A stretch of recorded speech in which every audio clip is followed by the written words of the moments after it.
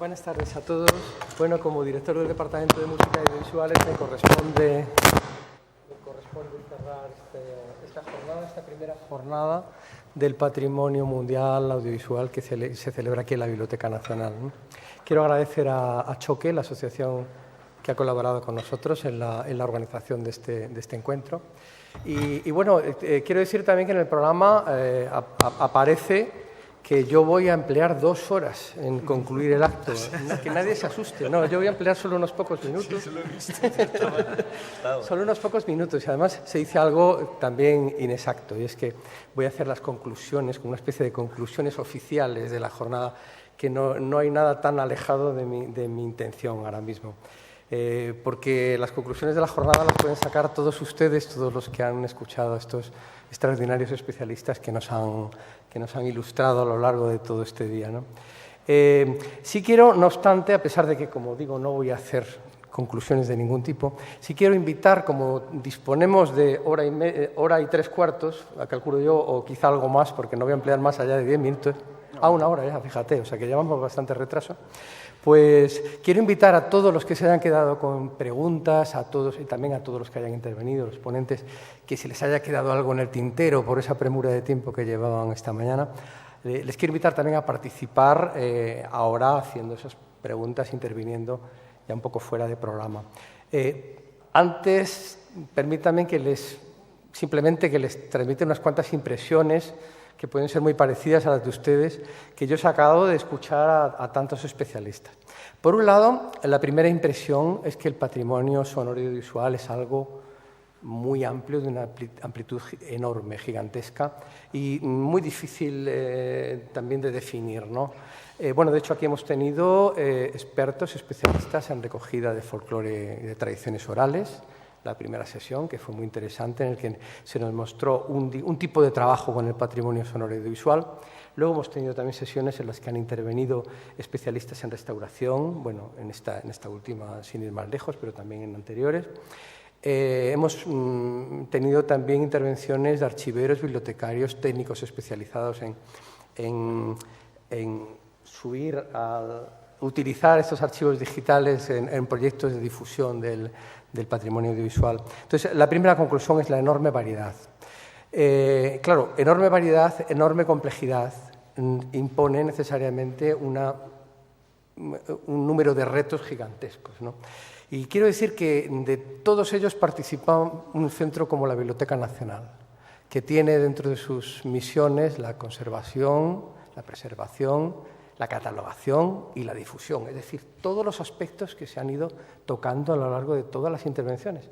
Es decir, tenemos que hacerlo todo, desde intentar restaurar para conservar el objeto original, para que las generaciones futuras, con nuevas tecnologías o con nuevas materiales, puedan ellos a su vez disfrutar de poder utilizarlo directamente, a tareas tan importantes que están encomendadas a la biblioteca como difundir sus fondos, que es lo que hacemos a través de la Biblioteca Digital Hispánica, o también tareas tan importantes como catalogar y dar a conocer ya no los propios objetos digitalizados o los propios objetos audiovisuales, sino además todo un conjunto de recursos de recuperación de toda la información que tienen estos objetos, ¿no? Todo eso nos compete, absolutamente. Y además tenemos dentro de nuestra colección archivos sonoros y audiovisuales de distintas categorías, de distintos niveles. Tenemos magníficas colecciones que son frutos del trabajo de investigadores. Sin ir más lejos, una reciente donación a la que aludimos esta mañana del profesor Pelinsky, al que estamos agradecidísimos, ¿no? Tenemos también, por ejemplo, archivos procedentes de la sección femenina, legendaria sección femenina que se encargó en su día de hacer recogidas de folclore, ¿no?, español, con criterios más que discutidos en la actualidad. Y bueno. Pero tenemos también enormes archivos sonoros y audiovisuales procedentes del depósito legal. El depósito legal es un fenómeno muy interesante que afecta a los registros sonoros desde el año 1938, que es la primera normativa española que obligaba a todos los productores de registros sonoros a hacer un depósito en la Biblioteca Nacional. ¿Qué quiere decir el depósito legal? Pues quiere decir nada más y nada menos que todos los productores de discos estaban obligados a depositar un ejemplar desde el año 38 nada más. nada menos, mejor dicho. De tal manera que tenemos en nuestra biblioteca un reflejo clarísimo, muy fiel, de las modas, de la producción discográfica española desde entonces. Es decir, eso también da una perspectiva nueva, una colección nueva, porque es un reflejo de la sociedad española, de cómo la sociedad española ha consumido este tipo de documentos sonoros y audiovisuales. Hablo de sonido, pero también podríamos hablar de imagen. Desde que aparecieron los vídeos comerciales, los primeros vídeos en torno a 1980, 1980 y poco, todos los productores videográficos fueron depositando sus producciones en la Biblioteca Nacional. Tenemos un muestrario realmente extraordinario de toda esa producción de los últimos 30 años. Con esto quiero decir también algo que considero bastante importante, que los productores de audiovisuales persiguen una finalidad lógicamente comercial y muy legítima. No son conscientes en muchos casos, hay que decir que también en otros sí que lo son, de la importancia cultural de lo que están haciendo. Ellos buscan sobre todo una finalidad puramente mercantil, que es perfectamente legítima. Pero ¿qué está ocurriendo? Que claro, que introduce una serie de criterios que no son para nada los criterios que manejamos los que estamos encargados de preservar esa colección. Los productores culturales van sacando sus productos, los van vendiendo y al mismo tiempo que van cambiando las modas, que va pasando el tiempo, se van perdiendo esos productos como la estela que deja un barco o un reactor, ¿no? Nosotros somos los encargados de mantener esos estratos superpuestos de las modas, uno sobre otro, ¿no? Y no solo de los audiovisuales, de todo tipo de producciones hechas en España. Esa es nuestra labor. Eso es lo importante que hacemos nosotros, que es preservar para el futuro. Por eso estamos muy asociados, o sea, a nuestro trabajo se asocia mucho la idea del objeto material, que ha salido por aquí a relucir. En el audiovisual, igual que en todo tipo de documento, por supuesto, podemos hablar de distintos planos, ¿no? De distintas. Aquí han salido muchas ideas, ¿no? El contenido, el continente, la diferencia que hay entre el soporte físico, el contenido intelectual de la obra. O sea, lo material, lo inmaterial. Han salido muchos antagonismos o supuestos antagonismos que se presentan siempre en el soporte, en todo tipo de documentos sonoros y audiovisuales. Quiero decir que con todo eso la Biblioteca Nacional se ve obligado a tomar sus decisiones, a intentar siempre pensando en los usuarios actuales, como puede ser el caso de la biblioteca digital, y también en los usuarios del futuro, y siempre con esa mentalidad de centro patrimonial. Se ha hablado hace un momento del riesgo de las colecciones particulares. Realmente es un riesgo importante que grandes coleccionistas, y dentro del mundo de los audiovisuales, hay en grandes colecciones particulares, en algún momento pues, abandonen su coleccionismo o al morir sus sucesores no sepan valorar suficientemente esas colecciones. Es decir, el patrimonio audiovisual está en permanente riesgo de desaparición por muchos factores. Uno de ellos muy importante, sobre el que no se ha incidido desde mi punto de vista suficientemente, es que es un patrimonio muy joven, es un patrimonio que no tiene más de 100 años. Entonces, para que cale socialmente la conciencia del valor de las cosas, tiene que pasar el tiempo. O sea, las sociedades necesitan mucho tiempo para valorar lo que tienen y darle la importancia justa. Por otro lado, también esto salió esta mañana a relucir, el patrimonio sonoro y audiovisual se ha asociado mucho con el entretenimiento y con la industria. Eran productos industriales y los productos industriales todos lo sabemos que ahora y antes también son productos efímeros. ¿Por qué? Porque la propia industria lo que quiere es abaratar costes de materiales. Es decir, los propios objetos son pobres porque están hechos para desaparecer pronto, para ser sustituidos inmediatamente. La revolución tecnológica a la que hemos asistido todos nosotros en la segunda mitad del siglo XX ha propiciado mucho también este concepto de lo efímero, el ir haciendo desaparecer para sustituir por otro producto que podamos vender, ¿no? Muchos de nuestro patrimonio sonoro y audiovisual está en soportes pobres, pero a propósito, porque los fabricantes buscaban eso, abaratar costes. Es el plástico, es el cartón, es lo efímero. Entonces, eso también, psicológicamente, desde mi punto de vista, ha creado una conciencia social de pobreza, de falta de importancia.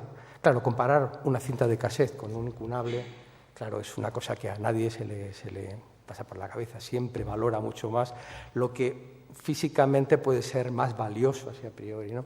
Entonces yo creo que este prejuicio social sobre el valor del patrimonio sonoro y audiovisual es algo que está perjudicando mucho. Y hay que decir que el patrimonio sonoro y audiovisual es, como bien ha dicho una compañera esta mañana, es dentro de nuestro departamento lo que más entra cada año por depósito legal. Tenemos una entrada cercana a los 25.000 documentos nuevos cada año, ¿no? Hay una enorme producción. Pero es verdad que también es quizá el patrimonio que está más en riesgo de desaparecer.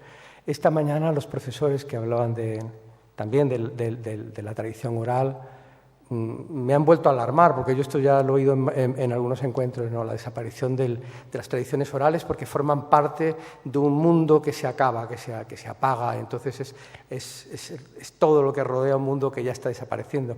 Decían esta mañana que cada vez es más difícil encontrar un informante de calidad, ¿no? Bueno, con el mundo de la industria audiovisual no diré que sean digamos, conceptos equiparables para nada, pero tengo que decir que hay también muchas desapariciones y hay también muchas pérdidas patrimoniales. Precisamente debido a esto que digo yo, a la pobreza de los soportes materiales, también a los continuos avances tecnológicos que hacen que cada vez vayan. Esta mañana el representante de Televisión Española pues lo dijo con mucha claridad. O sea, empezaron a digitalizar su colección y antes de terminar ese proyecto ya habían surgido nuevos productos que sustituían ya los que estaban utilizando. Ese crecimiento de la tecnología del audiovisual pues está, en cierto modo, desde mi punto de vista, también yendo un poco contra ese concepto de conservación del patrimonio que están creando. Entonces, yo creo que es muy importante que creemos entre todos, y esta jornada en realidad va dirigida un poco a eso, crear la conciencia del valor de nuestro patrimonio audiovisual, aunque muchas veces se manifieste pues, en cosas tan pobres como una cinta de vídeo, como un disco, ¿no? Por último, antes de darles la palabra, porque yo no quiero que la cosa quede aquí, me gustaría que surgieran, como dije antes, pues, preguntas y nuevos motivos de debate. Quiero anunciar también algunos proyectos en concreto de la Biblioteca Nacional dentro de nuestras colecciones audiovisuales. Pedro esta mañana ha hablado de lo que hemos hecho hasta ahora. Tenemos ya disponibles más de 3.000 grabaciones sonoras en la web, ¿no? Pero tenemos proyectado para el año que viene, y tenemos ya dentro de un proyecto completamente cerrado, en el que ya incluso tenemos contactos con empresas externas. Tenemos previsto la digitalización de 15.000 discos de pizarra que estarán disponibles dentro del 2012 en nuestra web. También hemos firmado convenios con algunas colecciones que nos van a incrementar de una manera muy considerable nuestros archivos de la palabra, nuestra colección de archivos de la palabra, una institución muy importante que nos va a donar su colección y que vamos a digitalizar en breve. Hace muy pocos días, hace no más allá de 10 días, nos hicimos con un archivo realmente importante, creo que por el contenido, pero también por el volumen, porque son nada menos que 600 cajas de mudanza con varios miles de cintas con grabaciones sonoras y audiovisuales procedentes de un antiguo estudio profesional de grabación, el estudio Quirios, que desapareció. Y tenemos, yo creo que tenemos varias decenas de miles de cintas. Tengo que decir, no hemos empezado a procesarlas, puesto que han ingresado a la Biblioteca Nacional hace tan solo 10 días, ¿no? Y tengo que decir que con esto se nos ha planteado un cierto dilema, porque, claro, según sabemos por la historia del estudio, trabajó mucho para radio, para televisión, para productores discográficos, para productores cinematográficos. Entonces estoy convencido de que hay muchos materiales. Bueno, es un caso típico en el que una empresa que se mueve por una finalidad mercantil, por lo que sea, cesa el negocio. Y entonces, bueno, y en esto que conste que no quiero decir nada absolutamente contra esos criterios. Bueno, son criterios perfectamente legítimos, pero por lo que sea, por un azar, por una casualidad, ese archivo se ha conservado, se pudo no haber conservado. Y me pregunto yo, ¿cuántos archivos de ese tipo se habrán perdido? Sin duda alguna, muchos, ¿no? Muchas veces nos movemos, pues lo que hemos conservado es lo que por casualidad se ha conservado. Bueno, entonces nos planteamos un dilema, es decir, bueno, ¿qué hacemos con toda esta colección? Toda esta colección debería estar en la Biblioteca Nacional, ¿no sería mejor que habláramos con las televisiones, con los productores que en su momento generaron ese patrimonio. Lo tirarán. Si se lo das a las televisiones... Sí, bueno, claro, nosotros hay que decir que nos planteamos, o sea, aceptamos la donación, porque fue una donación, pero la aceptamos con 1000 dudas, pero ahí prevaleció el criterio de que como centro, como gran biblioteca y cabecera del sistema bibliotecario español, teníamos que conservar eso, independientemente de lo que hagamos con ello, ¿no?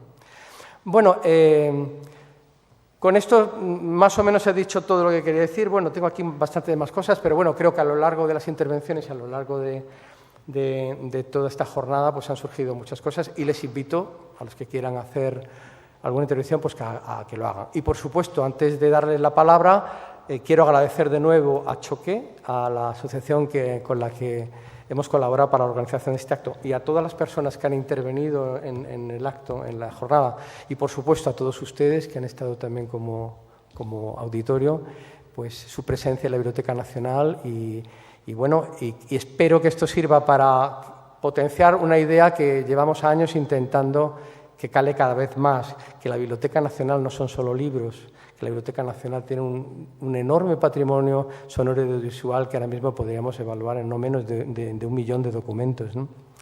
Y hay que decir también, y bueno, no me quiero ya extender más porque creo que se me está yendo un poco la mano, que incluso no solo se trata ya de informar a los que están fuera de la biblioteca de la existencia de este patrimonio, sino incluso también a nivel interno dar a entender que, bueno, que igual que nos ponemos orgullosos de contar con el ejemplar original del Cantar del Mío Cid, pues tenemos también que estar muy orgullosos de contar con nuestra colección de cilindros de fonógrafo, con la colección del profesor Pelinsky o con tantas otras que tenemos. Bueno, con eso ya les doy la palabra y bueno, a ver si hay alguna intervención. Voy a empezar yo para intervenir. Es un comentario más que una pregunta. Hemos oído a Alfonso del Amo de Filmoteca exponer los criterios que utiliza la Filmoteca para restauración. Efectivamente, el material audiovisual es tan ingente que hay que ponerse de acuerdo. En la Biblioteca Nacional se está, por ejemplo, digitalizando y colgando en la web material sonoro. También se está haciendo en Radio Nacional.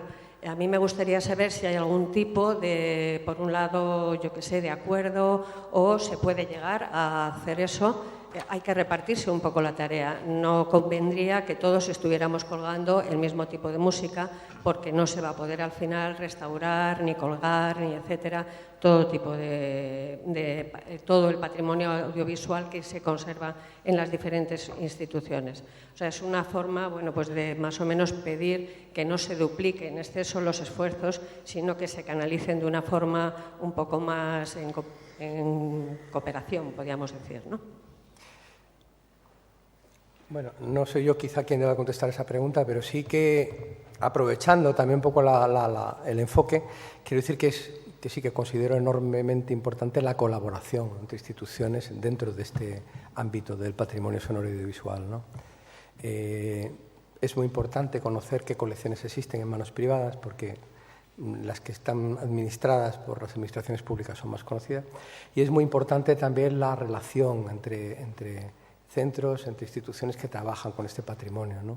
Esta mañana, hablando con don Joaquín Díaz, pues hablábamos de la posibilidad de colaborar en un montón de proyectos, en compartir archivos, en ayudarnos mutuamente, en informarnos también sobre la existencia de determinadas colecciones que puedan interesar a nuestros centros. Lo mismo podríamos hacer con prácticamente todos los centros que han estado aquí representados, ¿no? Con Televisión Española, que tiene, según me contaba esta mañana, tienen los únicos equipos capaces de digitalizar a partir de un determinado tipo de cinta abierta, ¿no? Por ejemplo, también con los archivos de Radio Nacional, con la Biblioteca Virtual Cervantes, por supuesto, con Choque. Es decir, la colaboración entre instituciones y también el conocernos y el censarnos, por ejemplo, en el caso de los archivos y de las colecciones privadas, yo creo que es muy importante, y el colaborar. Sí. Yo quisiera decir una cosa, como van 2 veces que hay una pregunta en esa dirección. Los archivos de cine, en general, la mayor parte de los archivos de cine a nivel mundial están coordinados por una federación, que es la FIAF. Y normalmente, por ejemplo, si hacemos una restauración yo si me meto en una restauración de Murnau, lo primero que se hace es solicitar a todos los miembros de la FIAD y también a los de fuera, por ejemplo, incluso Televisión Española, qué materiales existe de esto. Y hay una obligatoriedad, por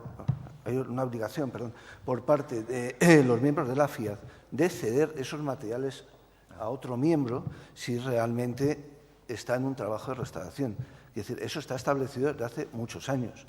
Y al mismo tiempo, si no, sería un disparate, pues efectivamente se estarían restaurando múltiples veces los mismos materiales. Otra cosa es que encontremos, no voy a decir un pirata, pero sí alguien que para sacar un DVD se monta su propia restauración desde fuera, pero eso tampoco lo podemos controlar. Sobre todo cuando son películas que ya pueden estar directamente ser del dominio público. Claro, tú puedes estar trabajando en una película del año 20 que es dominio público, pero al margen de que sea dominio público, a los archivos les interesa restaurar esa película y conseguir el mejor material, sobre todo porque durante muchos años era un pequeño caos. Por otra parte, hace unos años el programa Media produjo el proyecto Lumière, que obligaba a 3 archivos de países diferentes a trabajar en colaboración sobre una película de interés, por ejemplo, de interés europeo. Eso significaba que obligaba a los técnicos de restauración de diversos archivos, que a lo mejor ni se conocían, a trabajar en colaboración y, digamos, copiarse sus secretos. Hacerse amigos. Hacerse amiguetes, ¿no? Y al mismo tiempo pasarse la información. Exacto. Esto ha funcionado durante los años 90, por ejemplo. Y bien, o sea, sí hay una coordinación, o sea, hay cabos que se te escapan, claro, o de pronto te aparece la cosa más rara en el sitio más extraño. Hay un coleccionista en Italia que guarda como un tesoro un trozo de película que no sabe ni lo que es, pero, ¿vale? Pero en general hay una coordinación, incluso a nivel internacional, en el caso del cine. O sea. Yo querría decir que me parece que tu puntualización ha sido muy certera, porque sobre todo las instituciones sin ánimo de lucro, que somos casi todas las que nos dedicamos al asunto patrimonial, no sea la mega institución por antonomasia, la Biblioteca Nacional, nosotros, Filmoteca y tal, es cierto que debemos coordinarnos para no dilapidar esfuerzos. Pero también hay que tener en cuenta que muchas veces también tenemos que aprender. Todo esto es muy nuevo. Lo de la juventud, hablabas de la juventud y lo tenía yo, de hecho, en mis notas de baja tecnología, de mi cuadernito de 50 céntimos, sobre lo nuevo que es todo esto del audiovisual. Apenas tiene un siglo, poco más, ¿no? Imagínate lo nuevo que es lo digital. Si decíamos que faltan buenas... o sea, no hay manuales de buena praxis sobre esto, apenas, o poco a poco se va haciendo. Todo esto es necesario y para ello debemos de coordinarnos entre las instituciones, porque de nada sirve que yo digitalice todo Lope si no lo suelto, o le pongo un sello,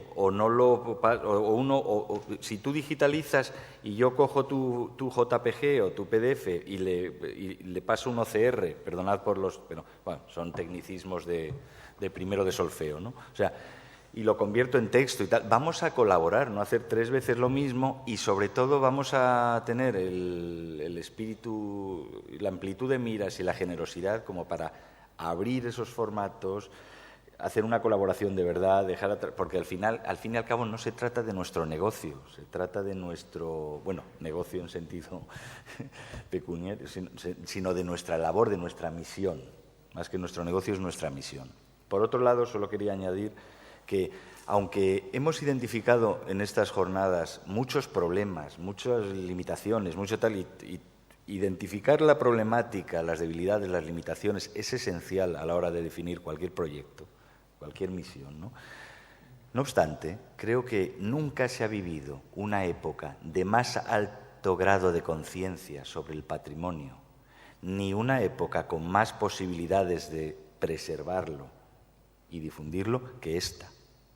O sea, ahora no es que nos quejemos de vicio, pero precisamente encontramos tantas limitaciones porque nuestra conciencia se ha expandido tanto que somos insaciables. Pero es una auténtica edad de oro para ello. Bueno, yo tengo 2 comentarios. El primero es que me alegro que me haya al final resuelto mi pregunta original, que destacar la importancia de saber qué es lo que se tiene para saber cómo tratarlo. En el caso de las películas, yo honestamente no sabía que existía esto y me alegro de que exista. Hombre, estas opiniones yo las doy más desde el punto de vista de usuario, porque el tipo de conservación que yo hago no tiene que ver con audiovisual, yo lo hago más desde el punto de vista químico. Ahora, destacar que qué maravilla que existan, en el caso de cine, este tipo de asociaciones, pero lo más importante en ese sentido es la difusión para la difusión de este tipo de cosas, que nos comuniquemos.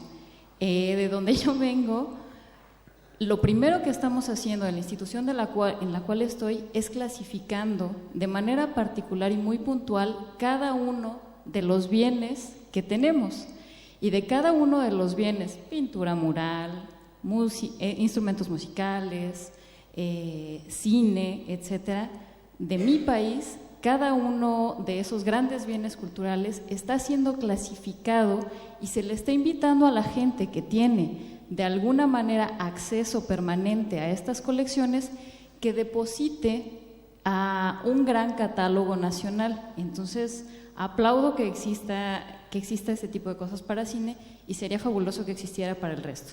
Ahora, mi segundo comentario va en función de defender tanto al bien original como objeto, como la parte intangible de los objetos, es decir, diferenciar la película, el filme, a lo que se refiere al sonido. Y lo digo desde un punto de vista, insisto, como usuario, porque yo, que por ejemplo soy muy fan del Cuarteto de Liverpool, tengo acetatos y me encanta cómo suenan y me encanta cómo salta la aguja, y sin embargo fui muy feliz cuando salieron las versiones digitales, porque al final lo que me interesaba era la música y no el crunch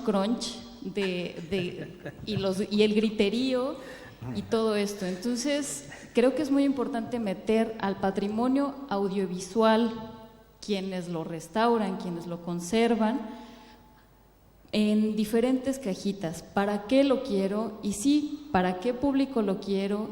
Y tener, quizá decir, la humildad de aceptar que efectivamente, en este momento, si yo lo estoy restaurando, probablemente no lo esté haciendo bien, porque a mí me toca criticar de manera objetiva lo que se hizo antes para, a mi criterio presente, mejorarlo. Y ya, eso es todo. Sí, ¿puedo? Sí, claro. Vale. A ver, no se trata de separar continentes, contenidos y cosas por el estilo. No se trata de considerar el cine como objeto, o sea, da igual que sea 35, lo que sea. Vale, no ese es el problema. Si dentro de 4 días desaparece el 35 y esto es digital, todos están felices, mientras se pueda seguir viendo la película.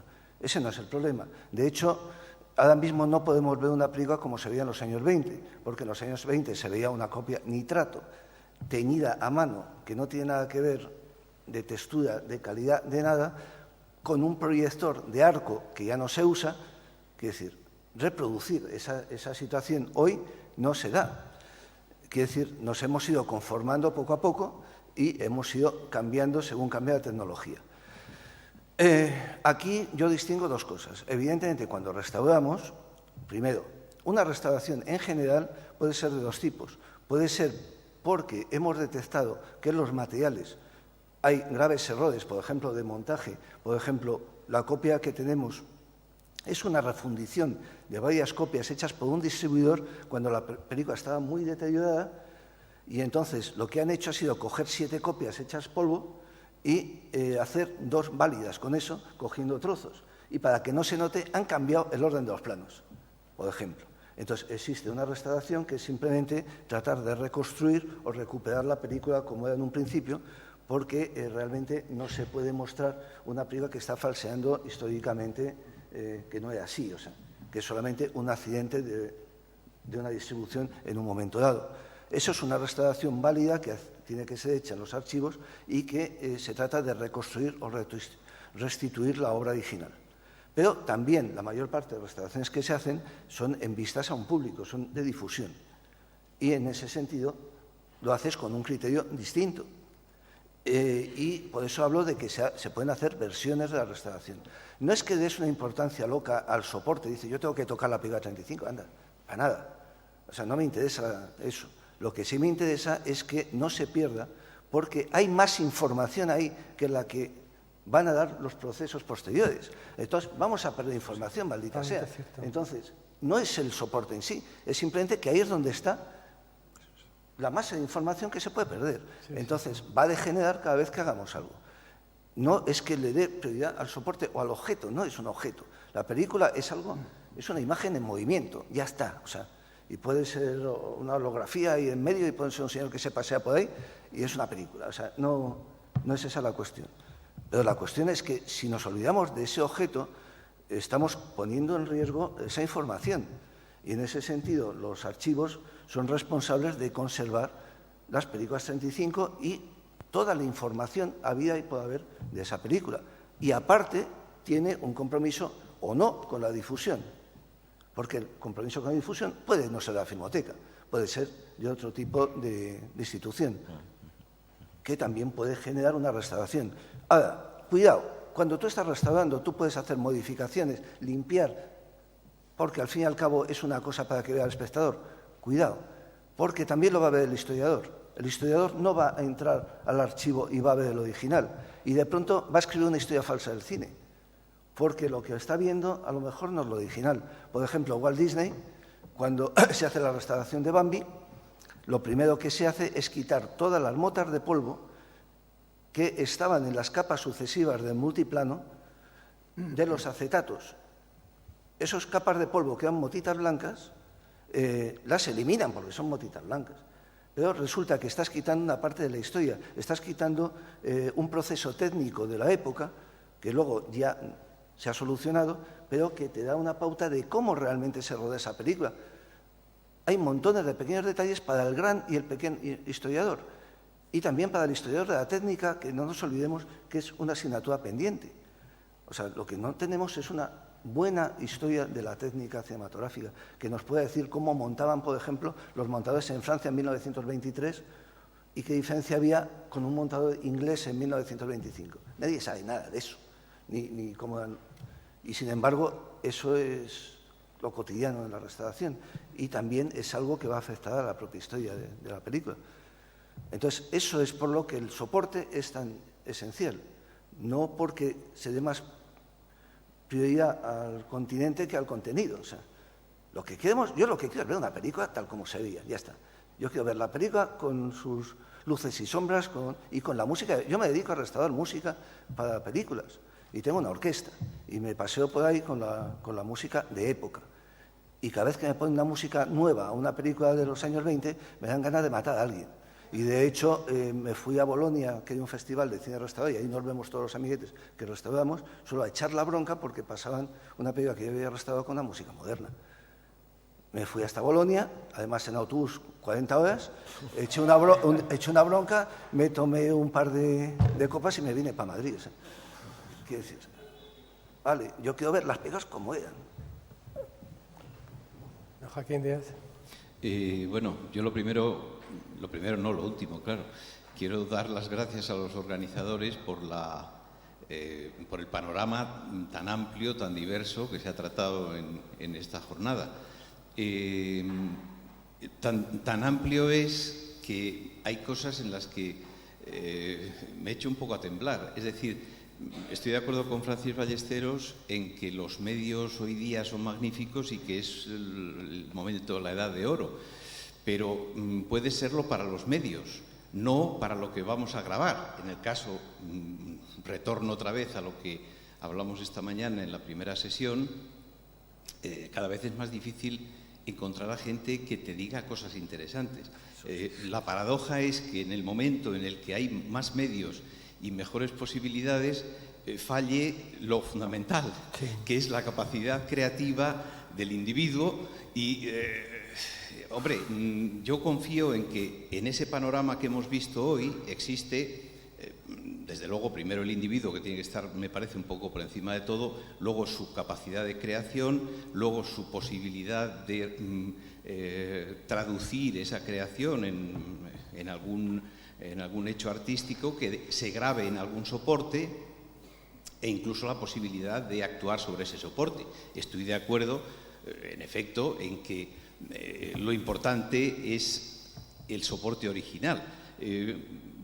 Precisamente el rato que he faltado he ido a la casa Warner Music porque quieren reeditar unos discos míos que están grabados en Quirios, antes de que se llamara Quirios, se llamaba Celada, Estudios Celada.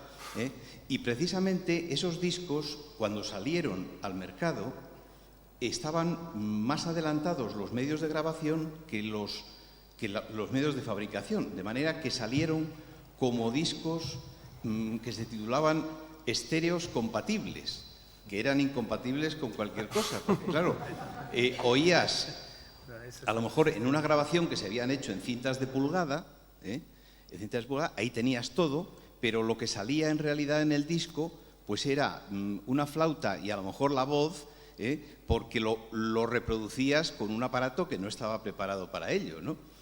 Por eso, ahora precisamente que se va a hacer una reedición digital de eso, me alegro muchísimo de que se conserve la cinta de pulgada, que es la original y es en la que de verdad está todo lo que se hizo ese día, ¿no? Bueno, nada más era eso.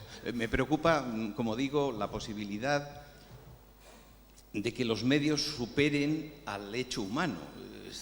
Eso me imagino que a mí y a cualquiera. Es decir, la sociedad efectivamente está hoy día concienciada de que sí, de que tenemos que mantener el patrimonio y tal, pero ¿qué parte de la sociedad?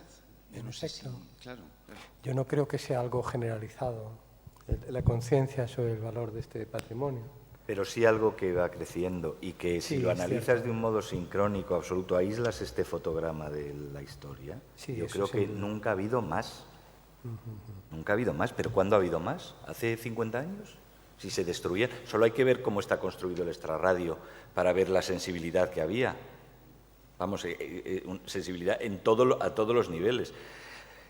Conviene no ser tan pesimistas sobre ciertas cosas, porque yo sé que tendemos como seres humanos a que cualquier tiempo pasado fue mejor, pero es cierto, no se componen más misas en si menor de Bach, o sea, no hay personas dotadas para ello, pero tampoco hace 50 años, ni hace 150. Entonces, aquí, bueno, los medios son fantásticos, los medios no solo tecnológicos, los medios de hacer cosas, el grado de conciencia, la información, nunca ha habido más especialistas, nunca ha habido más conocimiento histórico.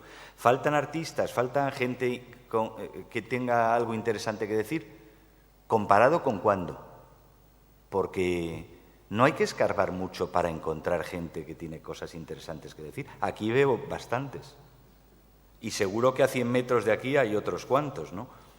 Es cierto que la cultura de masas lo masifica todo, lo distorsiona todo, hay una enorme confusión, pero nunca ha habido más posibilidades de ser un asno, pero tampoco de ser una persona muy cultivada, porque el acceso a la información, y no solo a la información, que es algo muy neutro, a la cultura y hasta a la gran cultura, nunca ha sido más fácil que ahora. Entonces, en ese sentido, bueno, pues como decía yo al final de mi intervención, tengamos fe y sigamos trabajando, es lo único que cabe hacer, ¿no? Solo una brevísima puntualización. Efectivamente, el problema que yo veo es si esa cultura está integrada en la vida del individuo. Es decir, lo que nosotros hemos grabado en personas que conocían exactamente la cultura de sus antepasados porque les servía a ellos para algo, eso es lo que se ha perdido hoy. Se ha perdido, eso es decir, cierto, hoy tenemos la posibilidad de acceder a todo tipo de cultura de cualquier origen que sea y con una rapidez extraordinaria. Pero una vez que hemos accedido, ¿qué hacemos con ello? Tienes toda la razón. O sea, estamos mutando, o sea, es evidente. Pero yo te diría, en Urueña es mucho más fácil tener ese contacto que en el barrio de Moratalaz. Bueno, eso sí que... Pues así. No, y me gustaría hacer 3 pequeñas remarcas. La primera, siendo un poco optimista, me impresionó el número de personas jóvenes que he visto hoy. No sé quién eran, si son estudiantes, cuál es el punto de interés que les llevo aquí, pero era bastante interesante ver un público joven. Entonces, primera esperanza. Segunda esperanza sobre desaparición de informantes. Tal vez sí, tal vez no, porque no hay que estar fijado solamente en el pasado, porque lo de hoy será el pasado de mañana. Y estamos un poco ciegos sobre lo que pasa ahora. Un ejemplo, yo nunca he tenido tantas informaciones sobre canciones de la zona de Bilbao que yendo a tomar vinos con la gente en los bares. Y es fenomenal lo que se puede recopilar yendo a tomar un vino, hablando con la gente, y la gente, sí, conozco esto, sí, vienes a casa, te voy a enseñar. Hice ese trabajo hace 2 años y la verdad que funciona. La tercera cosa es un poco la prolongación. Yo pienso que tenemos que estar muy atentos a lo que pasa ahora, a ver la cultura que se está viviendo ahora. Es que hay cosas que aparecen también, que mañana todo el mundo va a decir, ¿por qué no hemos recopilado en el año 2011, en el público, por ejemplo, que está aquí?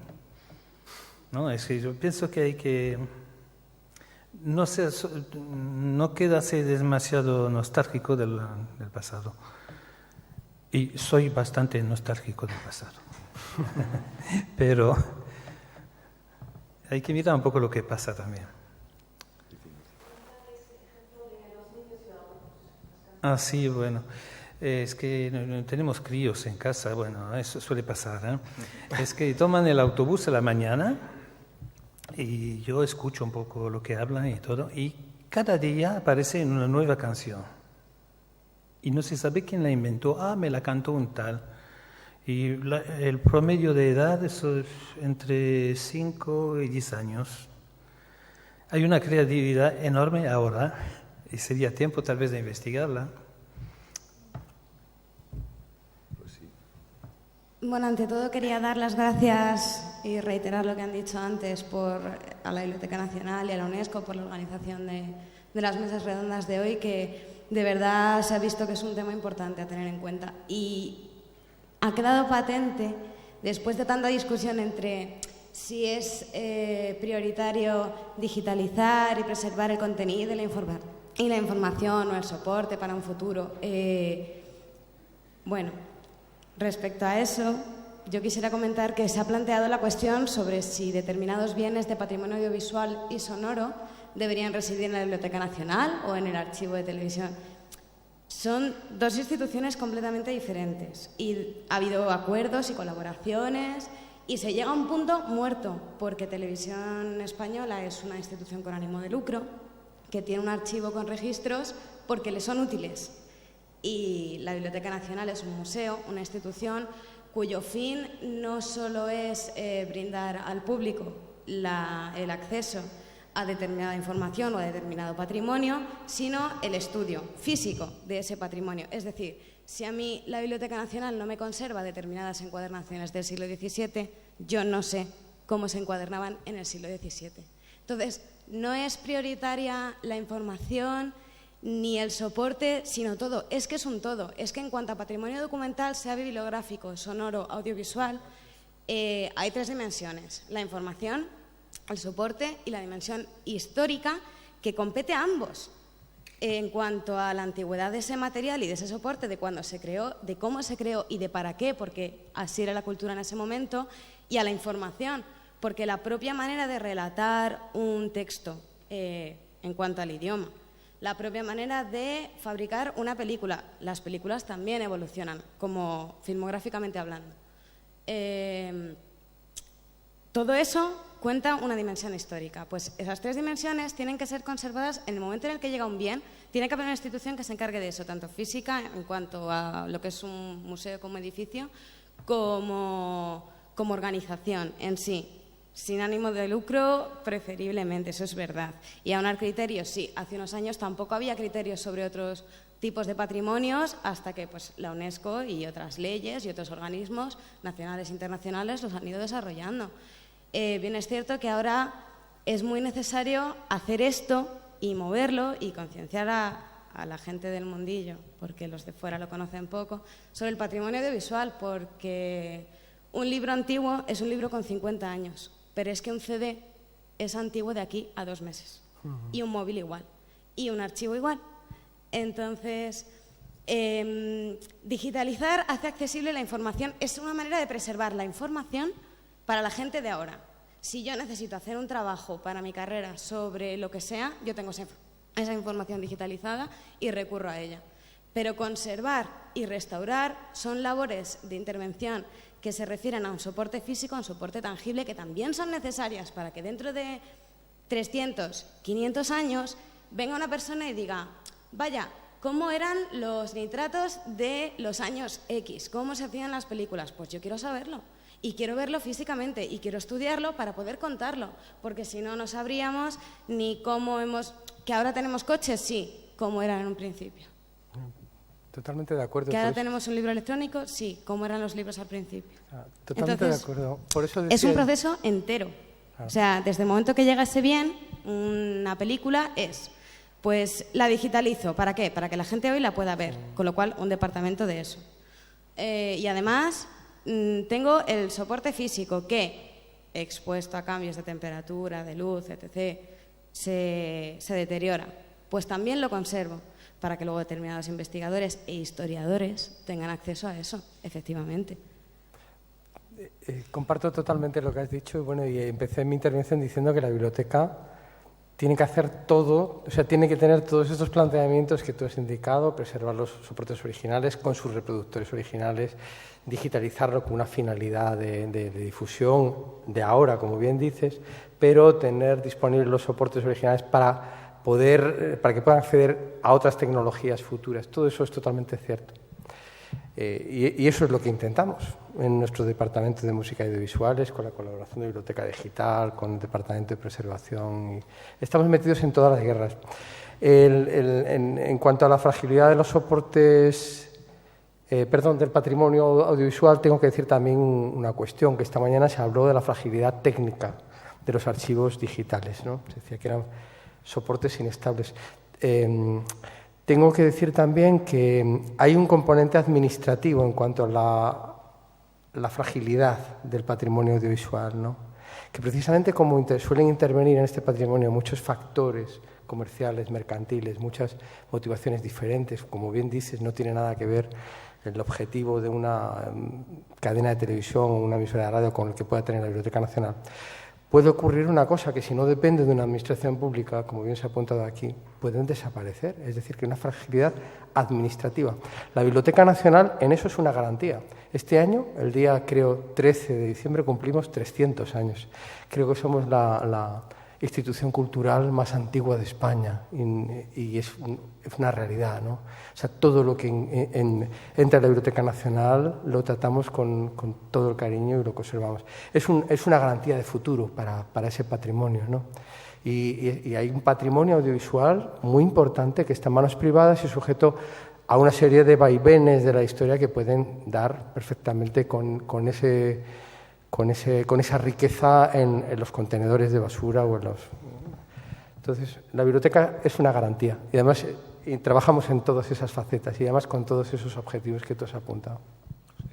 Claro, y es laureable el hecho de que hasta que exista o se pueda crear o exista la posibilidad de que se cree realmente una institución específica para este campo del patrimonio, que difiere mucho de los demás, porque el concepto de restauración nunca ha sido devolver la utilidad a nada, y en el patrimonio audiovisual es tan importante que sea útil el soporte como el medio de reproducción. Entonces, ahí restaurar, que es lo que hace el compañero, eso sí, en el campo tecnológico audiovisual, sí es un concepto diferente. Entonces, hasta que exista una institución así, es muy aplaudible la labor que está haciendo la Biblioteca Nacional. Lo único que yo quería constatar era el hecho de que tanta discusión y tanto debate acerca de si es más importante esto o aquello, ninguno, todo. todo porque es uno.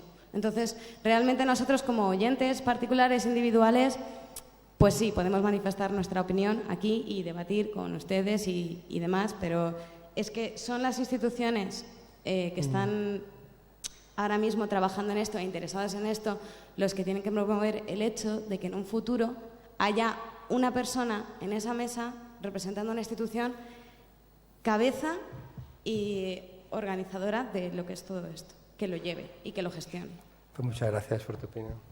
No, lo que yo diría, sí, es verdad, todo es importante, pero por distintas razones y con distintas aproximaciones. O sea, no sé cuánta discusión cuánta palabrería hemos malgastado en analizar la importancia de esto y lo otro, pero creo que conviene a veces analizar cada cosa desde los distintos puntos de vista para identificarlo y valorarlo, aunque la conclusión, evidentemente, como suele ser, es que todo es importante. Unas cosas son más importantes para mí como oyente, otras para ti como creador, como luthier de violas de gamba, y para ti como restauradora y para el otro como tal. Pero no está de más que en un día como hoy discutamos el asunto, ¿no? Desde todos los puntos de vista, ¿no? Muy bien. Si no hay alguna otra intervención, podríamos dar ya por cerrada esta primera jornada celebrada en la Biblioteca Nacional del Patrimonio Audiovisual de la Humanidad. Muchas gracias por su asistencia.